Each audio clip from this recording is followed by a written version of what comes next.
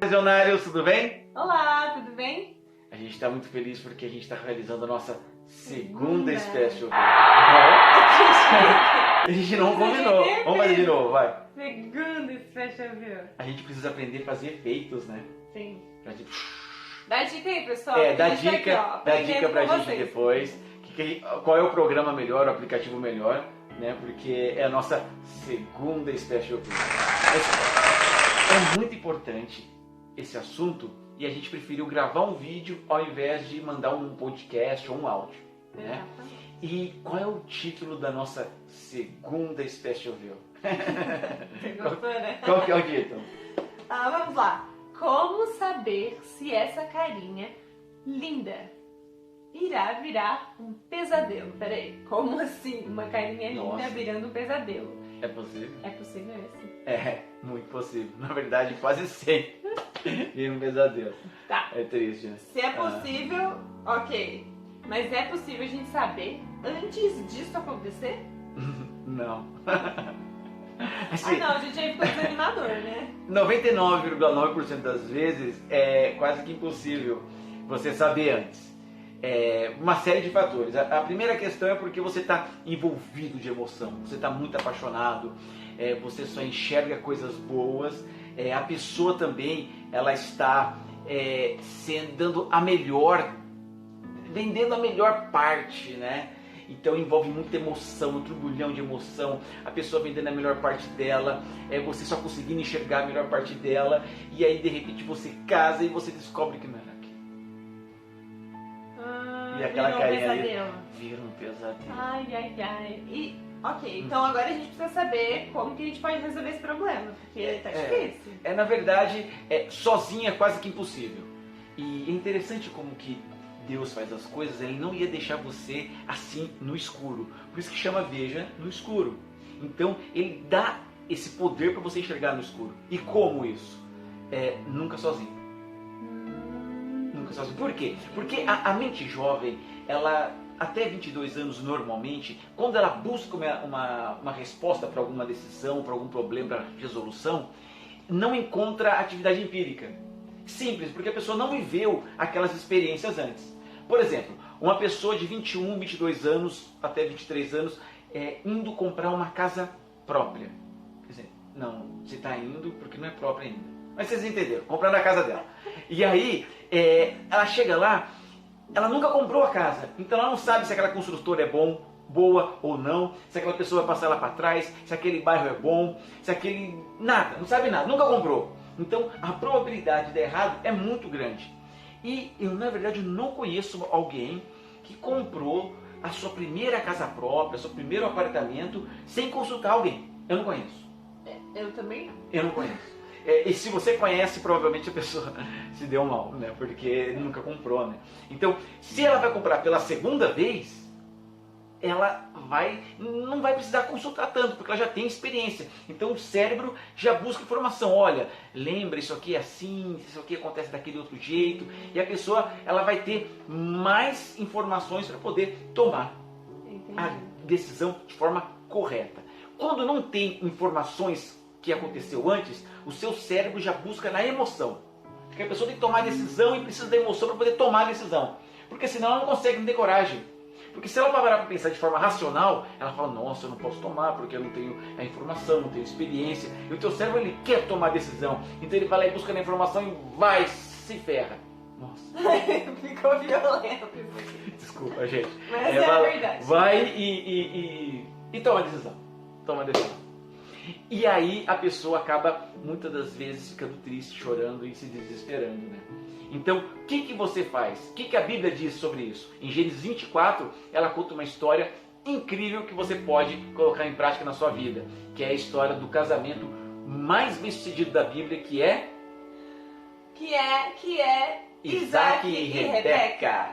Olha, a gente não ensaiou isso, também saiu bonitinho, né? Nós dois juntos. Mas Isaac e Rebeca. Agora, por que ele foi tão bem-sucedido? A gente podia conferir, né? A gente podia conferir. Abra sua Bíblia em Gênesis 24 e leia depois a história. Não, na verdade é o seguinte, dá um pause. Dá um pause e leia. Pouquinho. Rapidinho. Ok? Vai lá, dá um pause. Pronto. voltando, porque você apertou o play agora. Voltando, vamos lá. É o seguinte, você viu na história da Bíblia de Isaac e Rebeca o porquê que o casamento foi bem sucedido. Por que foi bem sucedido? Porque ele consultou os mais velhos. Ele consultou quem já tinha casado antes. Quem já tinha visto outros casamentos antes. Gente, isso é tão óbvio que a gente acaba não fazendo. Se você vai comprar uma casa, eu não conheço alguém que compra uma casa no escuro. Vai atrás de um corretor, atrás de um amigo, de pessoas que conhece, pergunta, e a pessoa tem referências. Ah, uma outra pessoa falou daquele bairro, daquele condomínio, daquele prédio. Dá um Google. Né? A pessoa vai tomar uma decisão para a faculdade, pesquisa antes, conversa, faz teste vocacional. Né? Vai para carro. Nossa, como é que é o motor? Você que já comprou um carro. Muito, se não estraga. Exatamente. A pessoa vai lá, pesquisa e decide comprar um Peugeot. Brincadeira, gente. Às vezes alguém tem Peugeot, né? Brincadeira. Carro francês, eu queria falar que é bom, mas tipo, ele tem um potencial. Tem muito potencial. Tem potencial. Né? E a pessoa vai lá, pesquisa e acaba não comprando carro francês. Acaba comprando outro tipo de carro. Mas, gente, não fica bravo. E aí o que acontece? Porque pesquisou, porque viu, conversou. E aí, na decisão do relacionamento, a pessoa já está cheia de emoção, não pergunta, e aí o cérebro busca informação na emoção, e a emoção, e aí dá errado. E a Bíblia mostra o que fazer. Que é o casamento de Isaac e Rebeca. O que aconteceu? Abraão chamou o seu servo e falou o seguinte: olha, não é bom que um cristão case com alguém não cristão. Primeira dica de hoje. Não case cristão com não cristão. Está errado. Não é preconceito. Não é preconceito. E a Bíblia fala isso protegendo até o não cristão, principalmente. Por quê? Porque quando o cristão ele casa com o não cristão, ele fica o tempo inteiro azucrinando a vida do não cristão para ele se converter. E fica pedindo para os irmãos orar. Ore para converter meu marido, converter minha esposa. Não está errado orar pelo seu parceiro. Não está errado. Não está errado. Mas o que acontece? Isso irrita o não cristão. Porque ele já tomou a decisão dele. Ele não é cristão. Às vezes ele não quer ser. Nem Cristo obriga. Exatamente. Aí o cônjuge quer obrigar. Não, você tem que ser. Mas não é assim. Então você acaba afastando essa pessoa de conhecer Jesus. Pode ser que aquela pessoa até iria se tornar um dia. Mas de tanta pressão ali, aquela coisa, né? Tem que ser. A pessoa não gosta. Ela pega a birra. E com razão. Eu pegaria também. A pessoa o tempo inteiro ali, né? É chato. É chato. Né? Martelinho, né? Não é legal. Não é legal. Então, para proteger o não cristão, é proteger você. De ter que ficar o tempo inteiro pedindo oração na sua igreja. Isso é chato. Então, a primeira coisa que Abraão fez era: não pode casar com o não cristão. E Isaac ouviu?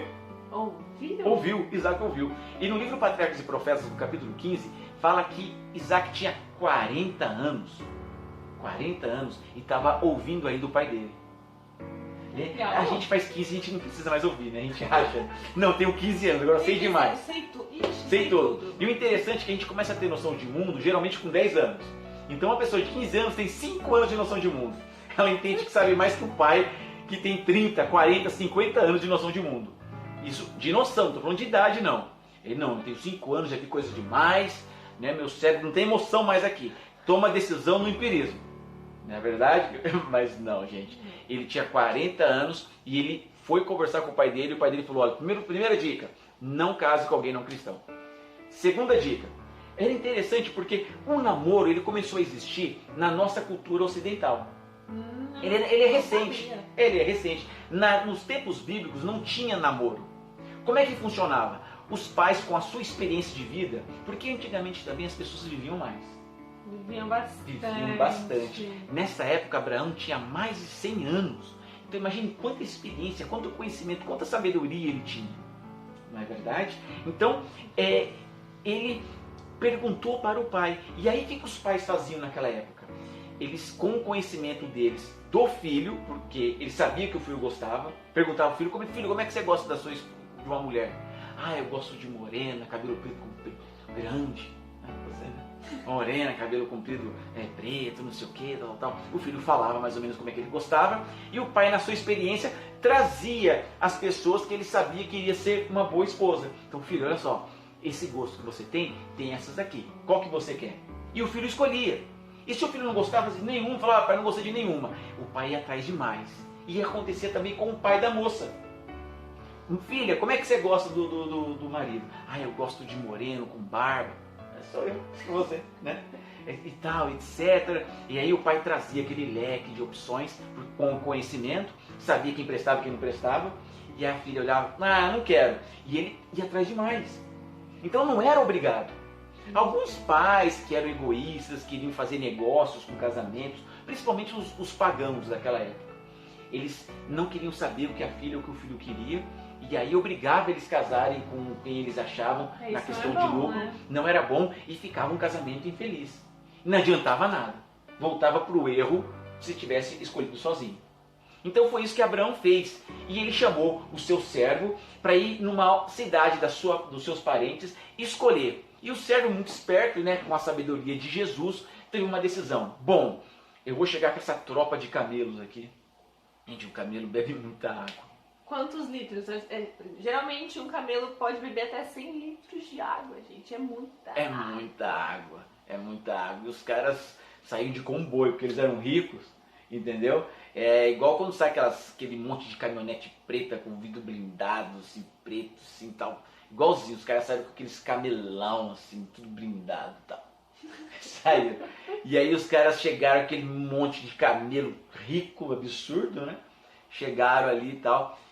E ele teve uma ideia e falou para Jesus, falou assim, Senhor, é o seguinte, né, estamos com sede, os camelos aí nem se fala, né? Os caras no solão quente o dia inteiro. Estamos aqui, a mulher que me oferecer água e para os camelos é a do Isaac. É ela. É ela. É ela. E a Rebeca chegou, deu água para os caras, ofereceu para os camelos e ficou ali horas dando água para os camelos. E o cara só falando, igreja é para aplaudir de pé. na alegria, o cara ficou louco de alegria. Assim, ele falou, nossa, Deus ouviu minhas orações, contou para a Rebeca pegou, saiu correndo, largou ele para trás. E interessante que antes dela correr, ela era esperta, correu depois, né? Ela esperou o presentinho. Ele pegou e deu vários presentes, pingente, brinco de ouro, muita coisa de ouro, assim. Entregou pra ela, ela saiu correndo com um monte de ouro, assim. Chegou e o irmão dela viu aquele monte de ouro, falou, nossa, o cara é do Senhor. O cara é do Senhor, aquele monte de ouro, né? Se ela chegasse com uns paninhos, ele falasse, não, chuta que é macumba, né? Mas como tava com ouro, né? Não, é do Senhor, cadê o cara? Cadê o cara? Foi atrás, abraçou, não, você vai dormir na minha casa hoje e tal. E aí, quando eles foram jantar, o que o Eliezer falou? Falou assim, ó, peraí, antes de eu comer essa comida aqui, eu vou falar qual é o meu propósito. E contou, meu senhor, o Abraão, não quer morrer antes que o seu filho case, ele quer escolher uma boa moça. Ele contou o propósito tal, que a Rebeca seguiu, papapá, você vê aí, o capítulo 24 de Gênesis.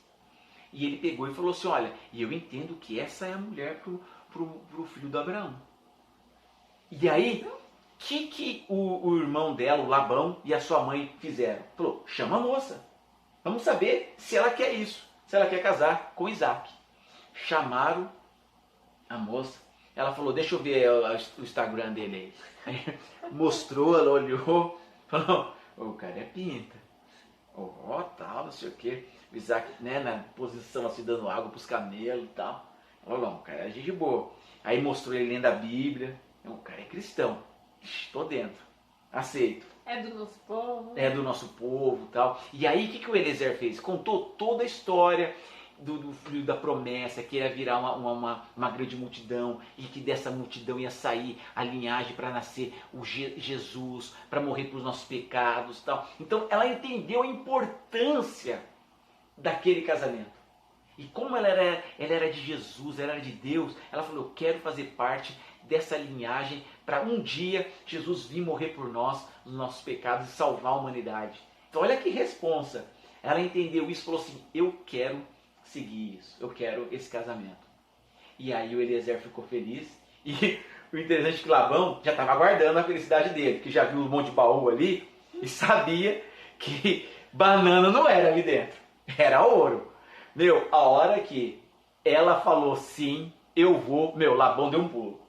Ficou feliz. Ele já foi assim para pegar o baú. Abriu aquele monte de ouro, aquele monte de negócio e tal. O cara ficou feliz da vida. Aí de manhã eles acordaram. Né? Tem que ser de manhã, né? Aí eles acordaram de manhã e aí o Labão falou o seguinte: ah, fica aí para almoçar com a gente. Ele já estava pensando para ganhar mais ouro, né? Ele já era terrível. E aí, não, tem que ir e tal, não sei o que, papapá. Deram a bênção e foi. De longe, quando ela viu Isaac, o interessante é o seguinte, que Isaac saiu para orar. Ele tinha o costume de orar de manhã e à tarde. Olha que bonito, né, esse costume. Quando ele saiu para orar, foi quando Rebeca chegou. Isso é uma lição para a gente. Olha, eu não tinha parado para pensar nisso. Olha só, quando você estiver orando, é o momento que Deus escolhe para te dar os melhores presentes na sua vida. Você está orando? Né? Ore mais para receber mais presente. Inclusive, um dia a gente pode contar a nossa experiência bem curtinha assim. Exatamente. Sobre isso, porque a resposta de Deus pra gente veio numa oração. Exatamente, numa oração. Tipo Isaac.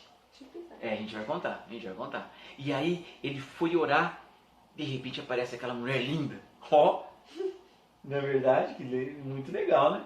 E aí a Bíblia fala que eles casaram e foi o exemplo de casamento, de união e felicidade, de casamento que deu certo. Por quê? Porque ambos ouviram os conselhos. Eles tinham a decisão de negar. Eles podiam negar, mas eles escolheram ouvir. E se você escolher ouvir os conselhos, se você escolher ouvir os seus pais, se você escolher ouvir a Bíblia, ouvir os livros do Espírito de Profecia, e ouvir até a gente aqui, né? Que está fazendo uma mescla da Bíblia e do Espírito de Profecia, você tem uma grande chance de se dar bem. Você tem uma grande chance de você escolher uma carinha linda que não vai virar um pesadelo. Olha só que interessante.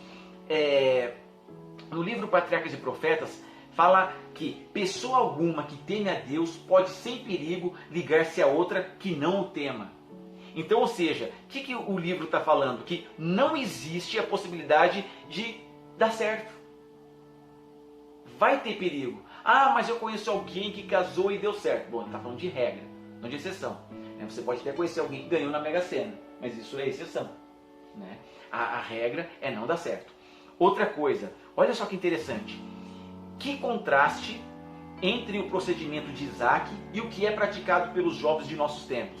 Mesmo entre os professos cristãos, os jovens frequentemente acham que a entrega de suas afeições é uma questão na qual apenas o eu deveria ser consultado. Olha só que interessante, hein?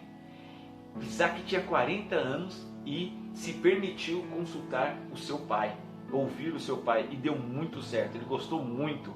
A Bíblia fala que era uma mulher muito linda por fora e por dentro, e Isaac também. Era um rapaz muito bonito. Olha como que Deus, ele preenche, ele sabe qual é o seu gosto. Cada um tem um gosto. Ele sabe qual é o seu gosto, e se você se entregar a Jesus, clamar, ouvir os mais velhos, ter a sua humildade, Deus abençoa a sua humildade, abençoa a sua submissão aos mais velhos, aos seus pais, aos líderes da sua igreja. Olha que interessante. Confiança, gente, confiança. Se há um assunto que deve ser cuidadosamente considerado e no qual deve procurar o conselho de pessoas mais velhas e experientes, é o do casamento. Se a Bíblia já foi necessária como conselheira, se a direção divina em algum tempo deveria ser procurada em oração, é antes de dar um passo que liga pessoas entre si para toda a vida. Olha só. Gente, se você está ouvindo esse vídeo até aqui, se você vai ouvir o que eu vou te dizer agora, você é um escolhido de Deus. Jesus te ama muito. Você não está aqui à toa. Você não está perdendo o seu tempo ouvindo a gente à toa. Jesus tem um plano na sua vida. E o plano dele é te fazer feliz. Amém. Amém, né? E se você permitir ser feliz, se você permitir que ele te faça feliz, você que vai ganhar.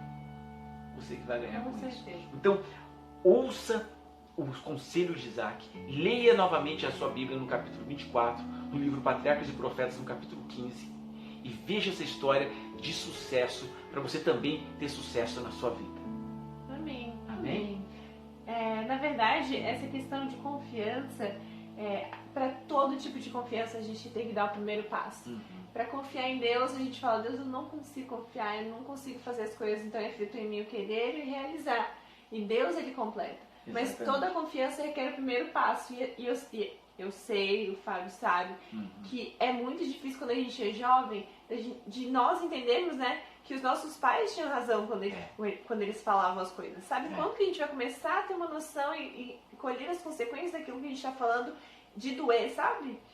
Lá pelos seus 20 anos de empirismo, não é verdade, mesmo? lá pelos não vou nem falar 35, a idade, 40 mas lá anos. exatamente. E nesse momento que a gente vai colher os resultados das nossas escolhas. Exato. Então, se a gente toma decisões com a emoção, a gente vai colher com a emoção também. Talvez a emoção do choro. Não que não tenha que ter emoção. Exatamente. Mas ela não é ela que vai guiar, não é ela que vai decidir. A razão, ela trabalha muito bem. Exato. E no fim a emoção é o quê? Ela amarra. A emoção vai vir para coroar, para poder... Nossa, estou com uns termos tão interessantes, né? Para poder comemorar a boa decisão feita pela sua razão. Ok? Vamos orar? Vamos orar. Querido Jesus, muito obrigado por deixar a Bíblia para a gente poder ter todos os conselhos à nossa disposição. Nos dê sabedoria, abençoe cada um que está ouvindo esse vídeo, derrame muitas bênçãos nessa vidinha tão especial que o Senhor morreu na cruz por ela, em nome de Jesus. Amém. Amém. Que Deus te abençoe. Tchau. Tchau.